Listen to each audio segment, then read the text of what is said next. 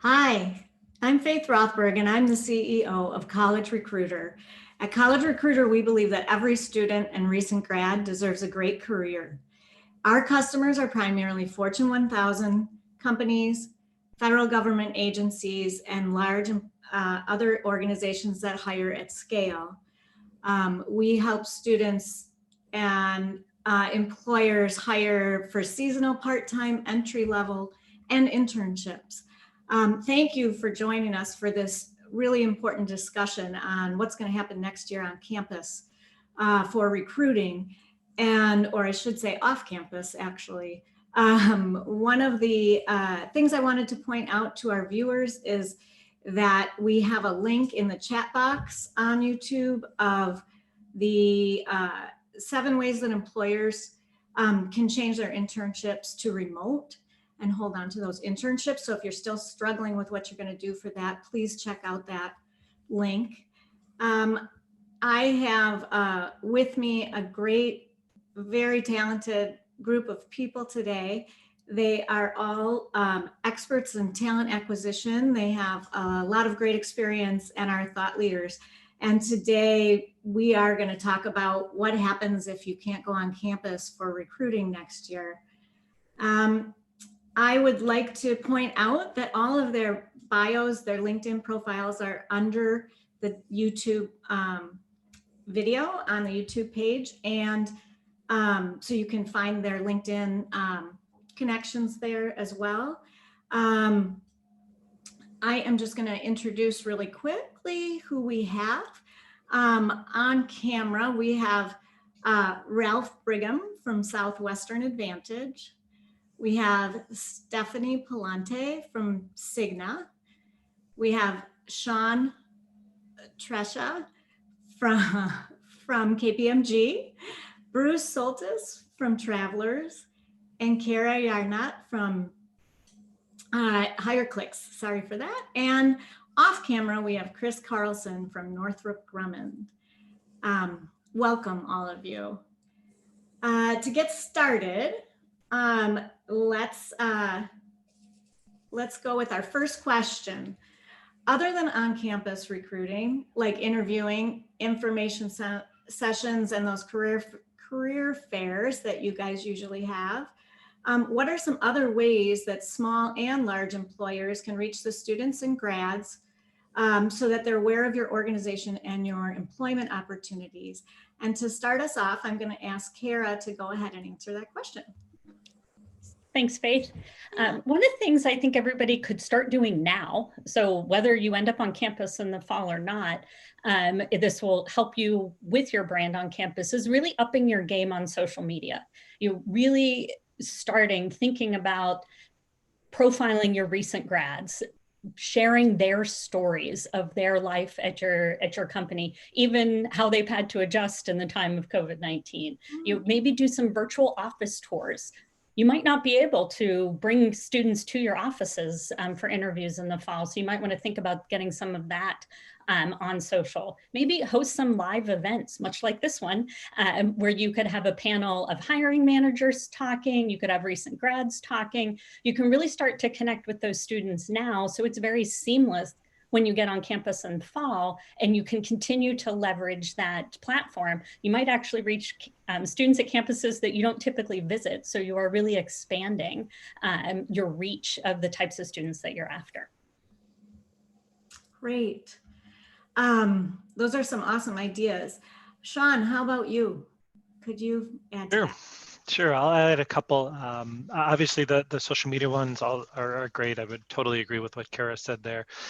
There are the virtual tools such as Zoom, Skype, other things that we've used. But one thing that we've tried to do over the years, even before this time, because we're a large employer that has locations in 85 cities around the US, we hire from 300 plus campuses. We often have schools that are located near one of our offices.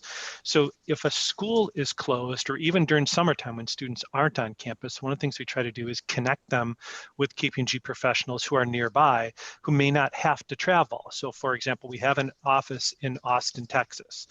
And so there are students who may live in the Austin area, whether they're going to UT or not. And we can have people from our Austin office meet up with them for just small group coffee chats, for example, or grab lunch with them.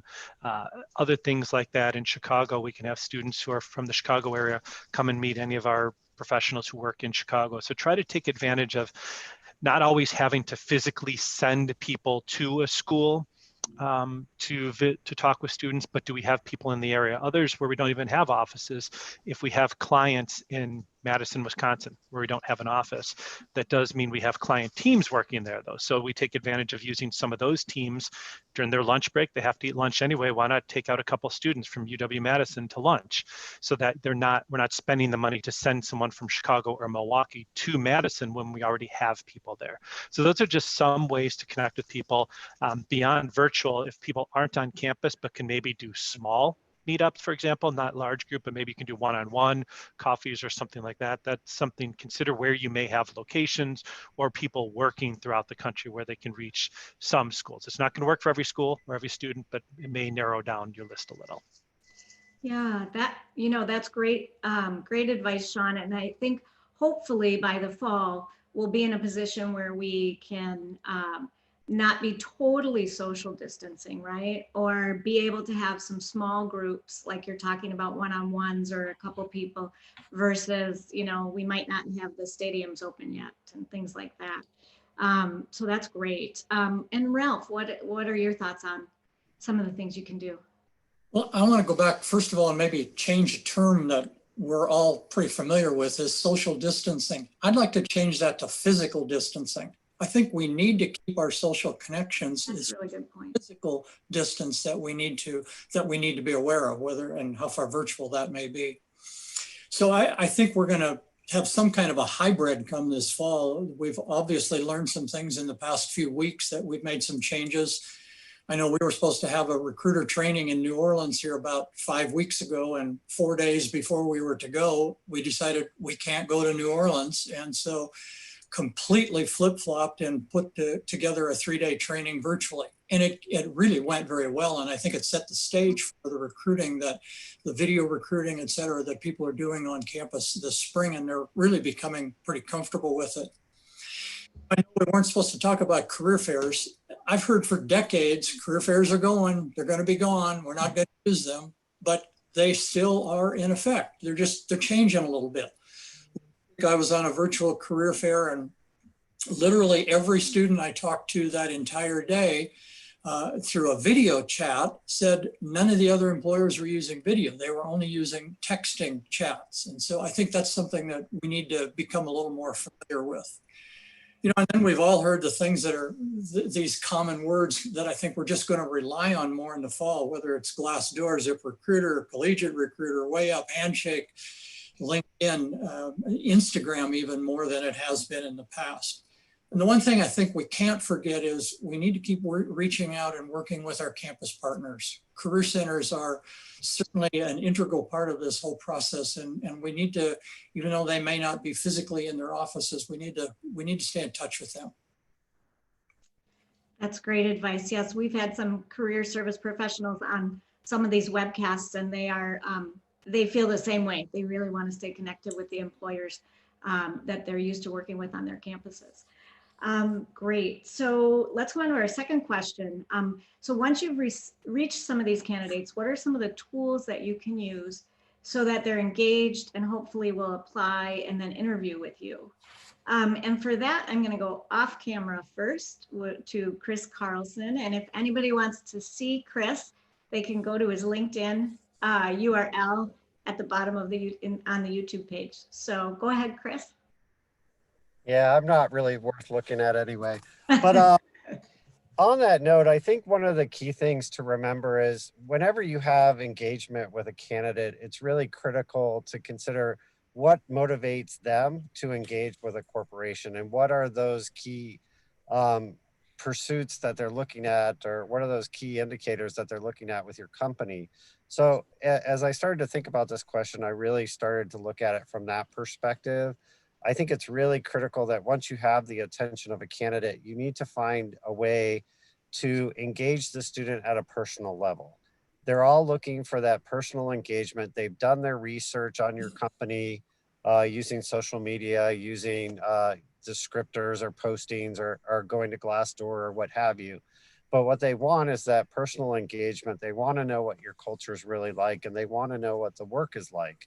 So I think as we move into this new environment, I think it's really critical to find ways to scale that personal interactions, whether it be like virtual coffee chats on a tool like a Brazen, or using Zoom and having personal engagement from that perspective, or even having larger webinars where you can scale it, where all the students are on there. They have some time for that interactive engagement, and they can ask the questions that they need to ask. But no matter what, it's really critical to get as many of your company representatives engaged in those activities, so the students have opportunities to engage with more than just the recruiter. Not that recruiters are bad, we're great, we're awesome, but they really want to hear from hiring managers. They want to hear from recent grads. So finding ways to scale that personal engagement. So, you know, as Sean was saying earlier, finding possible ways to have the one-on-one live interaction. But if that's not possible, finding a way to scale that through tools like Zoom or through some sort of other tool that you might have, whether it's LinkedIn or FaceTime, even something to get that personal engagement in place, so the student feels comfortable with who you are as a company and what your ultimate culture is really about. Cool. That's great. Now, Stephanie, can you add to some of what Chris had to say? Absolutely. Thanks, Faith. Yeah, exactly. I ditto what Chris had mentioned. I think getting down to that connection with the student is going to be super critical. Think about what they are primarily looking at your organization for. It could be not only the industry that you're in, but certainly what you stand for. And I think some of the things that we're thinking about at Cigna, given we are in the healthcare sector, is connecting with them on the level. When you think about, I'll use Ralph's term, physical distancing and social distancing, we're hearing more and more about how that impacts issues with mental wellness. So we're going to be hosting a series of webinars that really focus on that and how they can overcome and what tools and resources. So it gets to them on a personal level, but it also aligns to our company mission. I also think how you can engage them personally is connecting them with alumni within your organization. So whether that be through technologies, videos, etc., leverage them, because I think they have a compelling story. They could connect. They were in those student shoes and can obviously help drive some of the engagement and traction forward. That's a great idea, Stephanie. And that mental health piece is so important right now as we stay isolated. So thank you for that. And then Sean, how about you? Sure. Well, I'd echo what Stephanie and Chris said. Chris stole a lot of what I was going to say there, but I have some other things. But that's great. His point that I want to emphasize first is the connection with people other than the recruiter. We joke as a recruiting team here that the students all love us. Maybe that's true, maybe it's not, but they're not going to work with me. They're going to work with in our case, our client service professionals. So connecting them with the people they're going to be working with is really important. And a lot of that falls though on the recruiters, because the people they're going to be working with have day jobs and it's not to recruit. So we try to put a lot of it on our local recruiters to schedule those times. So for those of you out there in the recruiting teams, make it as easy as possible for your business professionals who are going to be working with these students to connect. Don't just leave it up to them and say, hey, find a time to do a coffee chat. You may have to help arrange some of that for them, because that's your job as a recruiter to facilitate it. One other thing I would add along the lines of similar to what some of Stephanie was saying was look at resources your company is giving to your current employees. So because we have offices throughout the country, there are things where we will do when we have holiday parties or summer events or other things like that. We will invite students who have accepted offers to those events. Not in every office. Some offices are too big to manage that, but in some of our smaller offices, that's a great way to help them get connected. Some offices, our Chicago office where I'm part of, has a newsletter that goes out monthly with, it's called In the Loop, and it's things going on in our office. We can share that with students who've accepted offers so they can start to feel connected. Those are usually Sharing messages is free. Inviting them to an event you have may not be free because you're adding extra people. But anything you have, even on a virtual stage, that is going out to your employees, ask if it's possible to give students who've accepted access to that. This goes way back to 2008, but when the economy really tanked back in 2008, there were certain resources around mental health that we had made available to our employees. We had gotten permission way back then from our HR leadership to make those available to people who had accepted offers with us too, those who hadn't yet started. So again, there's policies and procedures around that. It's going to vary by state, by your organization, but look at some of those things your organization is doing internally for employees, either physically doing or even just virtually, and try to use those to stay connected. Because in most of our cases, students are accepting offers with us, say, October of 2019, and may not start as an intern or a full-time person for another 12 months. So you don't want to forget about them. What are you doing to help them stay connected to your organization? They're excited to accept with you. Don't leave them abandoned for 12 months. Yeah, that's great advice. And that is a really important part of the whole process, to make them feel like they're still involved. And I think they would get nervous at this point with all the stuff going on, that even though they got an offer, like, is it still there? All right, so let's go on to the next question. So once the candidates have interviewed, and assuming that you won't be able to meet with them in person, how do you end up screening them, selecting them, and extending those job offers to them? And for this, I'll start with Kara. Thanks, Faith. What really hit me about this question is, in worst case scenario, we could be eliminating one of the most important parts of selecting college students, is that on-site visit where they come to do the interview and they have the opportunity to interact and connect with people from all levels in your company, hopefully meet people that they would be working with.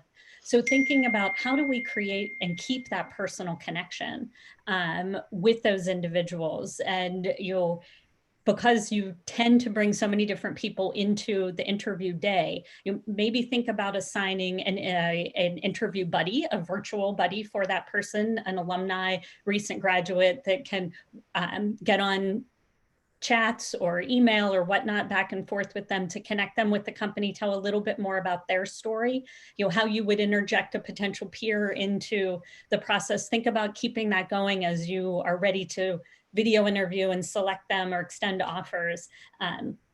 Find ways to humanize the process as much as possible. Stephanie was talking about things that her company is going to be doing. Tell the stories of what your organization is doing now in this crisis. What have you done to help people in the community, to help first responders, the healthcare providers? I know all of your companies are doing things in their community. Connect with individuals. They want to know that they're joining organizations that are a part of something bigger than themselves. So ways you can make that personal connection. I know everybody answering the last question really talked about this connection piece as well. You'll tell the stories of how people have adjusted to the program. You still are going to need to do interviewing. You're still going to need to have your criteria for selection and extending offers, which everybody's probably getting very good at doing virtually right now. But finding ways to really, personalize it for each individual student as they're going through that process, because regardless of the economy, the top students that you're after will always have options. And so needing to stand out and make that connection will be really important in that part of the process if they're not able to come to your office and meet with people in person. That's great advice, Kara. Thank you so much. And Ralph. Well, I think the big pivot for us was that we came to the realization that video technology is the norm for college students. It hasn't always been with us. And so it's up to us now to learn how we need to communicate with them, not them with us. I think the college students have got a lot to teach us about communicating and working and having relationships. And I hope that we can, maybe we're smart enough to take some of that mentoring and have them help us. Things aren't going to go back to normal, whatever that was, come this fall, but I think we're going to have some kind of a new normal as we're taking tools out of our old toolkit and adding them to a new toolkit, and it's going to work. But back to the things that Faith asked about: screening, remote video, interviewing process, remote video. And I'm kind of looking forward to even some of utilizing emotion artificial intelligence, kind of a new area, especially on the whole facial realm. Extending offers, going to be through remote video and remote document signings. Then there's the onboarding, remote video, training, remote video, both individual and group.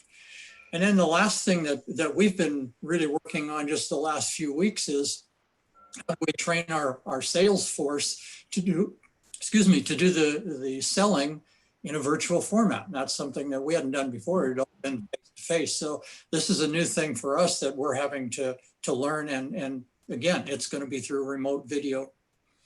It's been said a little bit. I want to emphasize again, though, that importance of communication to all of the current employees, as well as the interns coming on board. I know our president's putting out a weekly email to everyone literally in the company and those coming on board so that everybody's up to date of exactly what's happening.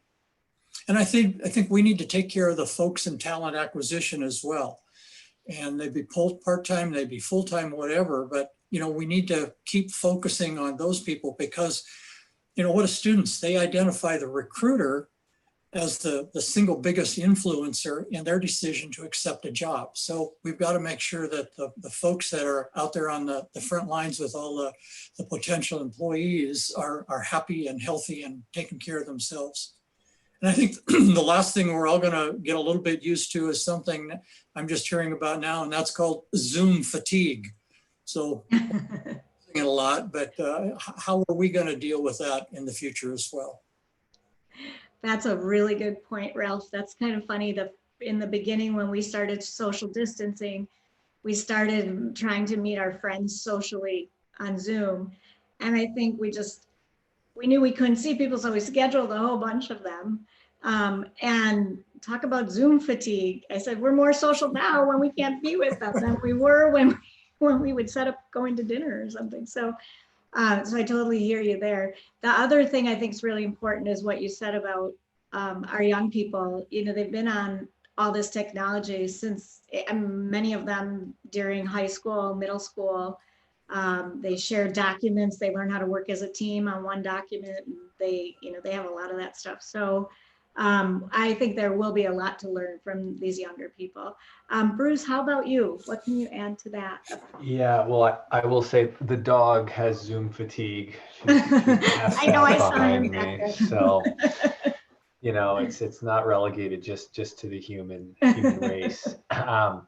But totally agree on the points that both Kara and Ralph had brought up. I think this is undoubtedly a white paper or case study on change management. And a lot of that change has to happen within our own organizations. So to Ralph's point, a lot of the students are used to this being, the normal that they've had to encounter their education through.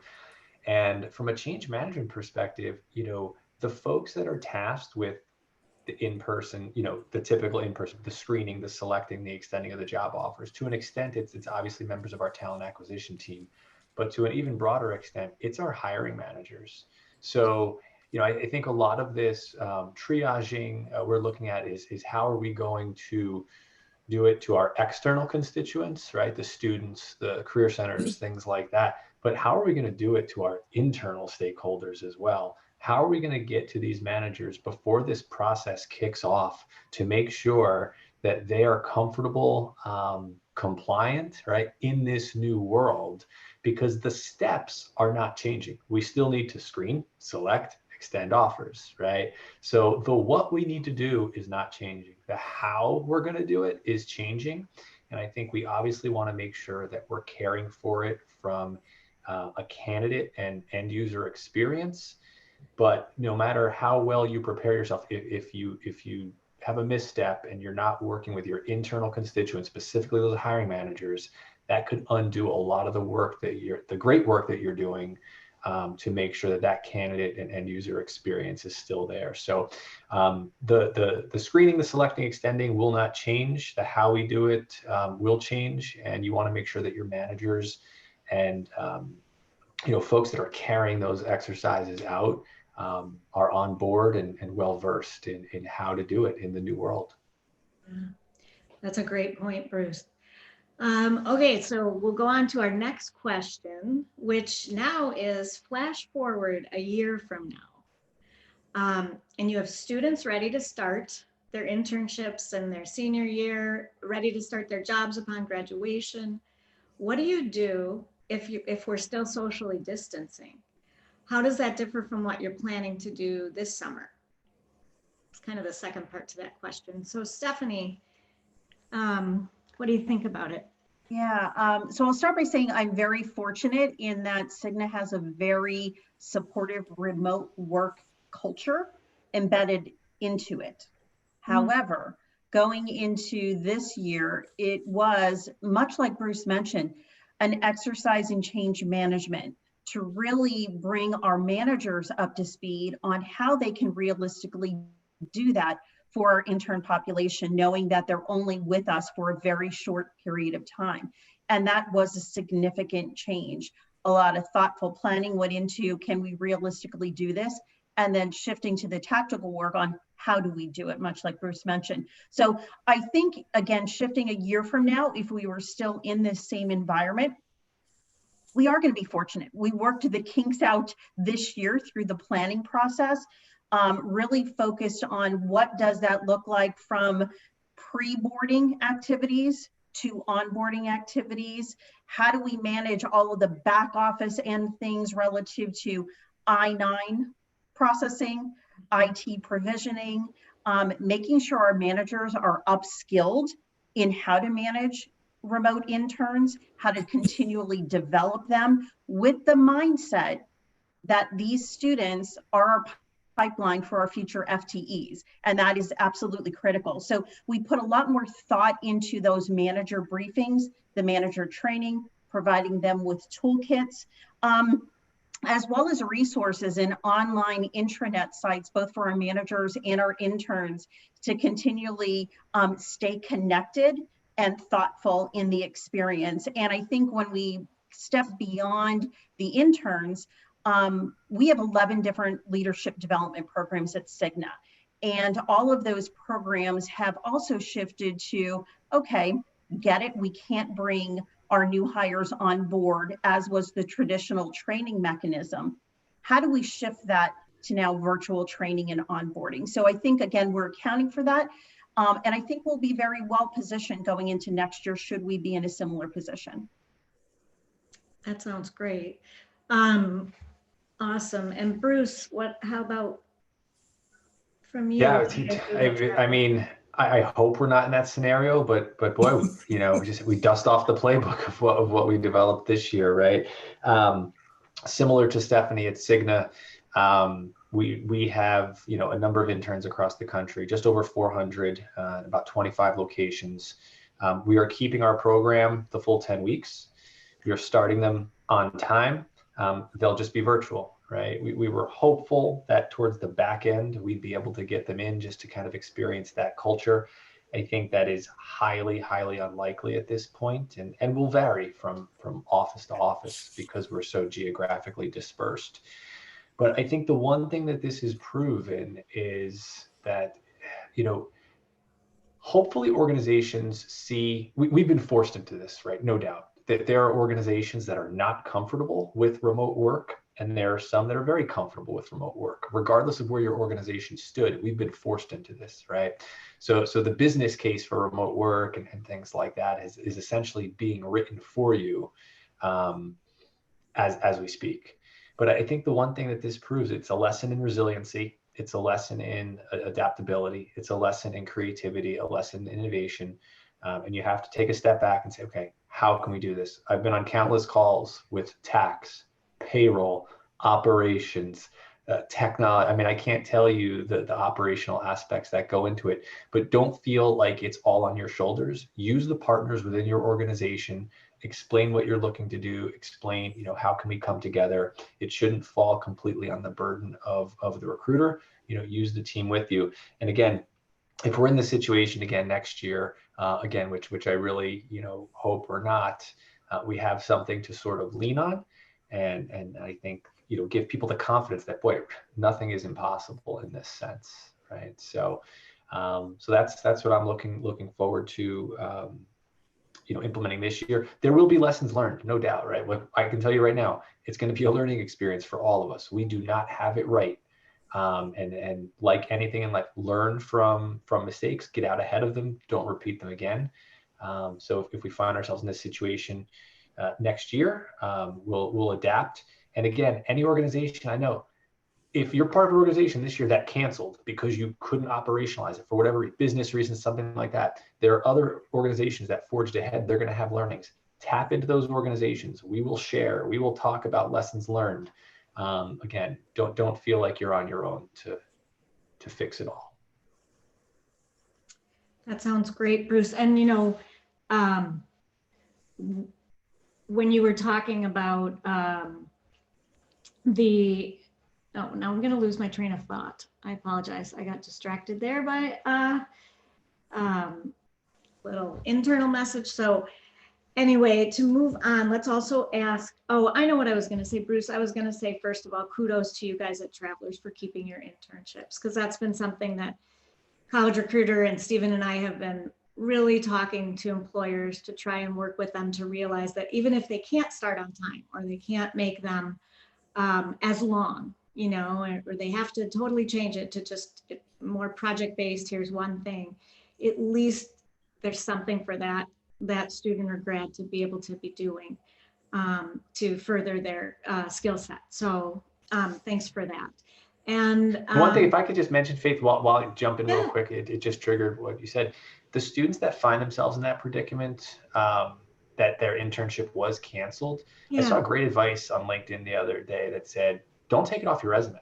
Like, people will understand, hey, I earned this internship, and yeah, it was canceled due to COVID-19, but not dismissing it in a sense or making believe like it never happened. I thought that was really profound, simple advice. Yeah. that students should definitely take to heart. Yeah. Oh, I'm going to pass that on. That is wonderful advice. Awesome. All right, Chris. Yes. Adding to what we can do next year. Sorry about that. I think my colleagues Stephanie and Bruce kind of highlighted on some key things. I think, from where we stand, Northrop Grumman, obviously, very large defense contractor, has a lot of work that involves very highly cleared work that has to be done in SCIFs that can't be done remote. We have large manufacturing environments that obviously you need people on the floor to actually do that work. So I think this year was a trial by fire for us in many respects. We had to pivot very, very quickly to see how we could identify what work could be done remote and what work needed to be done on site. So if this were to continue, I think going forward, it's provided us an opportunity to kind of really think through the scope of the work that we're trying to have our interns work on, or the work that our entry-level talent works on. So I think if nothing else, it's given us an opportunity to be better prepared if this were to go forward, in really understanding the statements of work, understanding the scope of the work, putting in physical standards, putting in physical barriers, or putting in some things that will have potentially be proven to have worked effectively. So I know that for things, for work that has to be done on site going into this summer, we're looking at shift changes, or we're looking at altering hours so that we don't have all 800 students all sitting in one conference room. Not that that happens, but we do tend to like to put as many students and our interns into a conference room as possible. But we had to learn quickly that we had to adjust and pivot around some of those things. So I think if we go into it next summer, honestly, if we do a proper postmortem, if we do look at what worked well and what didn't work well, I think we'll be better equipped to really think through the nature of the work. And likewise, I think managers will have more confidence in that these entry-level students, the interns, they're able to adjust and pivot probably faster than we are, adjusting to some of those new conditions. I think one of the other things we could potentially see next year is we'll have probably greater tools in our toolkit not just tools that can enable that interaction and engagement, but tools that will allow us to crowdsource additional work to do, we hear a lot about micro internships. So even, crowdsourcing your managers. So it's not a one-to-one direct relationship potentially anymore. It could be that, work is provided to individuals from a variety of different sources of projects and managers. So I think there's quite a bit we're going to learn through this process that will probably better equip us going into next year if we're still in this situation. But I definitely think it's critical to think about your own company and what are the barriers that you might face to go into more of a remote environment, and then ensuring that you have the facilities on board, you have the safety precautions that you need. Northrop Grumman's done an exceptional job of making sure that if you do have to be on site, that there is a 6 foot distance between you and the other person, that you have your mask, that there's more robust cleaning that's taking place across all the locations. So I think if we continue to go down that path, we're just going to get better at it. Find ways to make it an even better place to work as we go forward, even as we start to find ourselves working more remotely. Yeah, that's great. I think you're right. And with as far as learning or getting better at what we're already having to do. And the other point I really liked you made was about the students themselves, the new grads, the young people, that they are really flexible. That it's one of the skills they have, I think, from all the different technology they've grown up with. So that's a really good point as well. All right, so we got through our 4 main questions that we wanted to make sure we answered. And so now I'm going to go to the audience questions, and we have quite a number of them. So let's have maybe 2 or 3 people answer. And the first question is, what are your policies regarding the use of Zoom, given the security concerns? Which is very true. So Stephanie, you're smiling and shaking your head. What? Yeah, I'm humorously laughing because Cigna, we do not use Zoom. I use it for when I'm engaging with partner organizations. However, internally, it is not a tool that we use. So we are a WebEx shop, if you will, and that's the tool that we use, similar to my own team meetings, as well as engaging currently with candidates. However, that's not to say that that is going to stay moving forward. I think to the point that multiple colleagues have made, this is a time of learning. And I think Cigna is also learning with everybody online. There comes some bandwidth issues, capacity issues. So I think we are also, as we go forward into the fall and putting together strategies, we are also investing in the time and energy to look into other options that would be Cigna IT approved to move forward with. Great. Anybody else? Yeah, Faith, this is Chris. Yeah. That's been a big concern for companies like Northrop Grumman. Obviously, we do a lot of work in that cleared space. We do a lot of work in proprietary information that could be compromised within a Zoom platform, for example. So I know that our security team has gone above and beyond to really look for what are those standards that we need to abide by to ensure that security is in place. So looking at Zoom, for example, I don't want to pick on them, but we've actually gone and purchased licenses that are developed for the government. So it's zoom.gov, which has a higher standard of security that's built into it to allow us to maintain a lot of that security feature. When we're doing things internally, we still use our traditional tool of Skype. And we look for ways to, again, ensure that anything that might cut across that firewall has the highest level of security possible. So I know that there's tools out there that have higher levels of security. And I think it's something that every company, whether you're small or large, really has to sit down and determine what level of risk are you willing to assume in taking on some of these virtual tools, and making sure that you have the right approach for your organization and the security levels that you need to maintain. That makes a lot of sense. Is there anybody else that wants to throw in their 2 cents on that one? No? Okay. The next question is for the virtual internships, for those of you that are having them this year, how are you managing their projects, those interns projects, their hours of work, things like that? Who would like to take them? I can jump in. I would say, you know, it is the standard hours, right? And there's obviously, you know, going to be somewhat of an honor system to that in a sense.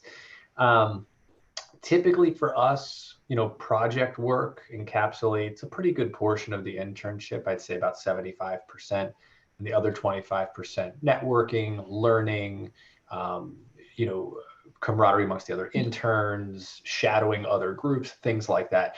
I think this year we'll probably see that project work maybe scaled back a little bit to maybe a 60-40, so that, you know, we're trying to supplement their calendar with some dedicated learning maps or learning curriculum where they can, okay, every Friday afternoon, it's dedicated to this, right? So trying to be a little bit more prescriptive across the board to help alleviate, you know, let's be honest, you know, any burdens from a manager who's going to have to be managing someone remotely, who's brand new to the organization, and in some cases brand new to the workplace, for a full 40 hours for the week. So trying to do as much as we can to supplement some of that. And I think it'll probably be a slight shift from a, you know, project ratio standpoint for us. That makes sense. One of the things I'm hearing, Faith, is that our managers actually are kind of excited about this opportunity for the summer. So, you know, students, others are going to be making sales calls virtually.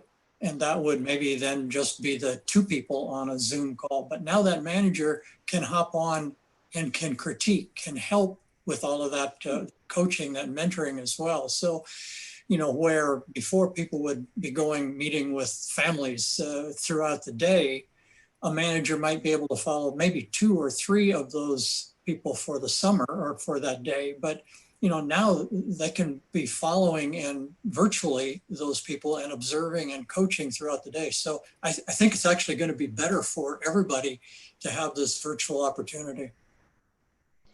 That's great. Does anybody else want to add to that? I'll add just Sure. similar to what Bruce said. We're doing some of the same things. A little difference is because we're not doing the full internship. It's a shorter one that's going to be all virtual. We also face a limitation because for 75% of our interns, they're in groups that are part of a regulated industry, such as some of our auditor tax work, where they're not allowed to work on client work until they've done certain amounts of training based on SEC regulations and have certain types of supervision that is just not always, that's not going to be possible virtual. So I'm part of a team that's dividing up or developing this virtual internship and dividing up into 4 parts along the lines of what some has been mentioned already. So we've got a group that's going to focus on leadership connection for a certain amount of hours. So developing different talks from our chairman, deputy chairman, culture leaders, different people like that. We've got another group that's focusing on developing several hours worth of mentoring. So that's working with those managers in the local office, as well as the younger and the more senior staff to connect with the interns. We've got another group that's working on a local office connection because again, we've got people across 85 offices. One of the things that's very important is students like to connect to the people in those offices. So what are you doing to connect to the other people in the Cincinnati office if you're not actually in Cincinnati? And then the final group, which is probably the largest, is this group that's looking at the training, the development, the upskilling, using internal trainings that we already have developed. Which ones can we roll out? Looking at external sources that we can purchase for some trainings, as well as looking at faculty from schools who have developed virtual trainings, many of whom we've worked with, and would ask them to teach some classes for us. There's a cost cost with some of those, obviously. But those are the different things we're trying to look at and trying to do it at a national level, because with 2,500 interns across the 85 offices, we don't want our team spending a lot of time trying to develop all these things individually. We'd like to have a more consistent experience for all the interns. So this smaller group, I think there's 20 of us or so on this project team, are going to develop things and then roll it out so the local offices can then use it and have a fairly consistent process. But that's one of the things that has helped us, trying to centralize it so the local people don't have to spend a lot of time doing separate things. And so there's not a significantly different experience in Los Angeles than there is in Boise. Yeah, that's great advice, especially not only because of the experience, which is so important, right, for your funnel, like Stephanie was saying before about, it could be your future FTEs, these interns, and but also for for your culture to come through, for your managers to not be trying to create it themselves. I think that's really important to leverage that. All right, so let's move on to the next question. It is from a person who works in career services. And they are asking, in this environment, would you as an employer be willing to adjust your typical routine by participating with a university you have never been to? What are some effective virtual ways for colleges to get the attention of and engage with employers? Hey, this is Chris. Something I've done in the past, and we're looking at doing it again here at Northrop. I'm in the early stages of kind of selling the idea. But one thing that I used to do at a previous company is I would have quarterly webinars, and this is probably like 6-7 years ago, with career services from campuses that we didn't necessarily touch. And those webinars were specifically designed to provide as much information about our organization, the types of people that we typically recruited from, even sharing as often as we could, what are some typical work assignments for both interns and for full-time people, to again, kind of make it possible for us to have that deeper relationship with those schools, but in a scalable fashion. So we would review things about how students could apply. We opened up channels whereby, if they were aware that a certain number of students or students with the criteria that we were looking for had applied, they could reach out and give us a heads up. So I think there's ways to do it in a scalable fashion. Obviously there's, you're seeing a lot of virtual career fair collaborations across various institutions as well. So that's another opportunity to get your students noticed.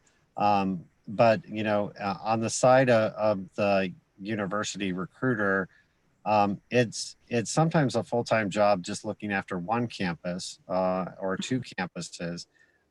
So being mindful that not always is a company gonna, jump up and down and say, yes, let's add, 25 more to the process. But I think there are ways to do it in a scalable fashion, like having some sort of regular touch point from a virtual perspective, and then looking for ways for your career service office to engage with other universities and finding ways to scale that side of it, scale the supply side as well, to make it easier and more time efficient for some of the companies to reach a larger number of students in a smaller time frame. So it's going to require us all to kind of think a little bit differently to find ways to scale and sustain those long-lasting relationships across those new organizations or new campuses that might want to provide candidates to us. Great. Thanks for that. I think that was a lot of good ideas for that one. So I'm going to jump to the next question because we have quite a few. For virtual career fairs, could you be more likely to attend one that was open to multiple schools instead of just one, what is the maximum amount of time you would want to spend attending a virtual career fair? So,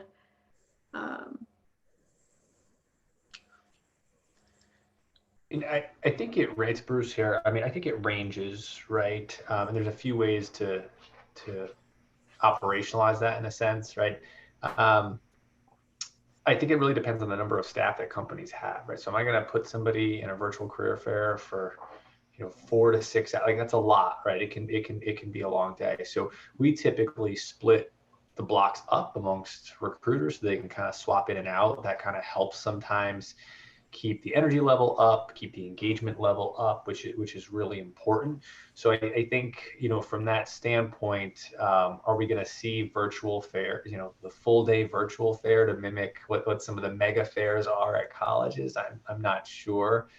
But I think, similarly, when we have longer career fairs, we'll try to have a good number of seats that folks can kind of rotate in and out of so that they stay fresh, right? We've got to keep people moving and not too stagnant in that sense. So there's some operational aspects that companies can take to mitigate someone sitting there for an extended length of time. But on most, I mean, I've seen the virtual fairs really be in that 1 to 4 hour range is what I've seen right now.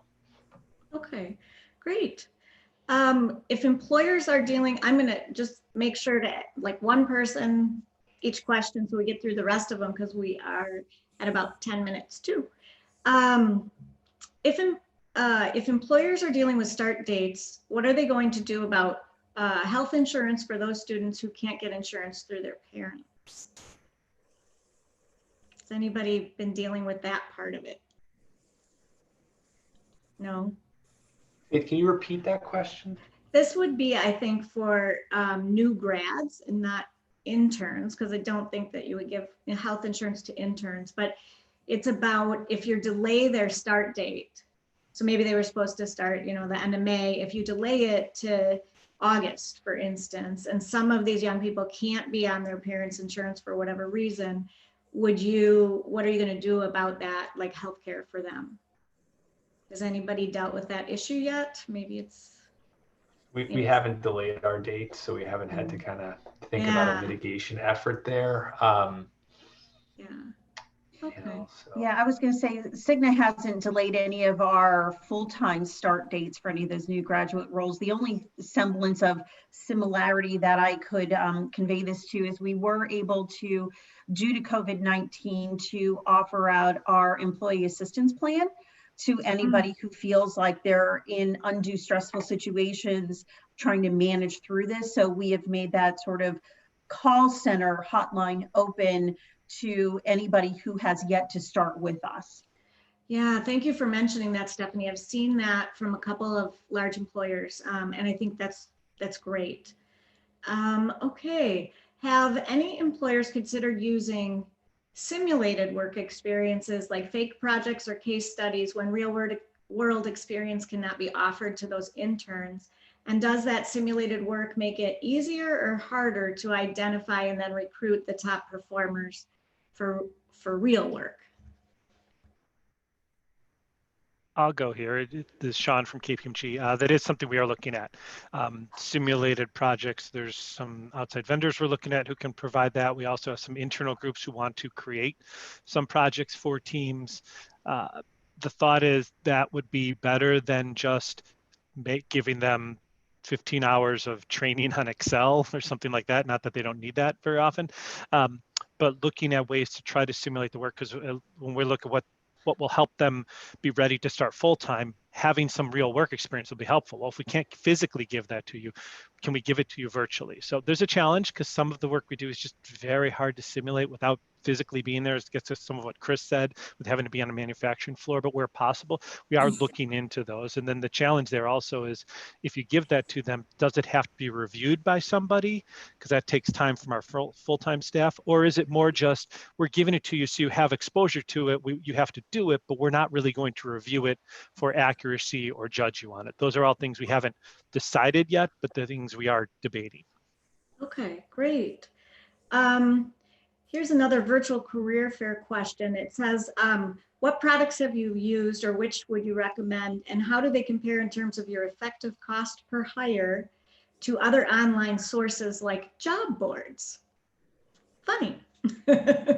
Anyway, has anybody looked at it that way? Cost per hire compared to for career fairs? Anybody have any ideas for platforms? The only one I mean, there's a bunch out there. I guess, Yeah. Sean, I won't promote one or the other. There's one Okay. we're using, which is fine, but we're not using it as compared to job boards, but we're using it as a comparison to physically going to schools. I mentioned earlier, we physically go to 350 schools. It's a lot. We do not need to be at that many. Many of them we hire 0 people from. So we're trying to look and say, can we reduce that and still go to maybe 150 schools?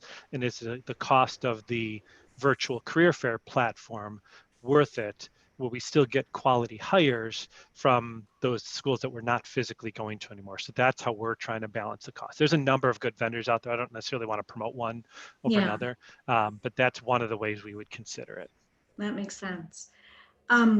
This is a really good question. Are there particular skills that students should learn during this time outside of a virtual internship experience? You know, because there's a lot of students out there that maybe had one and aren't going to get to do it.